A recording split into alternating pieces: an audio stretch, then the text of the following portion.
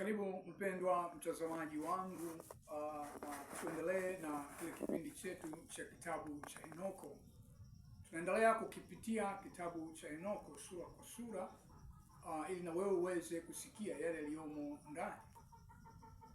Niendelee mbele katika ile sura ya 10 sasa, lakini ni sehemu ya 8 ya kipindi chetu. Wakati kipindi chote cha ujana wao na sabato zao zitakamilika katika amani. Katika kipindi hicho dunia itapandwa haki, itakuwa yote imepandwa miti na itajawa upya. Kila mti wa kuvutia utapandwa ndani yake. Ndani yake mzabibu utapandwa, mizabibu itakayopandwa ndani yake itazaa matunda ya kutosha. Kila mbegu itakayopandwa ndani yake itazaa kipimo kimoja kwa 1000, na kipimo kimoja cha mzeituni kitazalisha vipimo 10 vya mafuta. Itakaseni dunia kutoka katika kila aina ya ukandamizaji, dhuluma na kila aina ya uhalifu, kila ubaya na kila aina ya uchafu uliofanyika ndani yake, wakatilieni mbali kutoka katika dunia. Hata wana wa wanadamu watakuwa wenye haki, na mataifa yote yataheshimu na kunibariki mimi na kunistaajabia. Dunia itasafishwa kutoka katika uchafu wote, uhalifu wote, kutoka katika adhabu zote na kutoka katika maumivu yote. Hata sitaagiza tena hukumu juu ya vizazi na vizazi milele.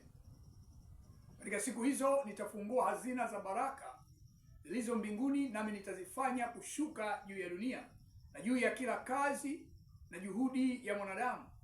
Amani na haki zitahusiana wana wa watu katika siku zote za ulimwengu na kila kizazi chake. Kabla ya vitu vyote, Henoko alikuwa amefichwa.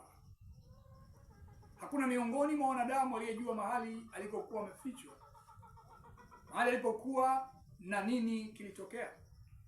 Alikuwa amejiungamanisha na aliye mtakatifu na walinzi katika siku zake.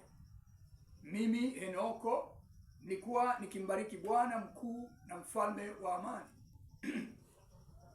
Tazama, walinzi wakaniita, Henoko mwandishi. Kisha Bwana akaniambia, Henoko mwandishi wa wenye haki, nenda kawaambie walinzi wa mbinguni waliotelekeza majukumu mbingu katika mbingu takatifu na vituo vyao vitakatifu, waliojichafua na wanawake na wakafanya kama wanadamu wafanyavyo, kwa kujichukulia wake ambao wamejichafua sana katika dunia. Mungu akubariki mpendwa mtazamaji wangu.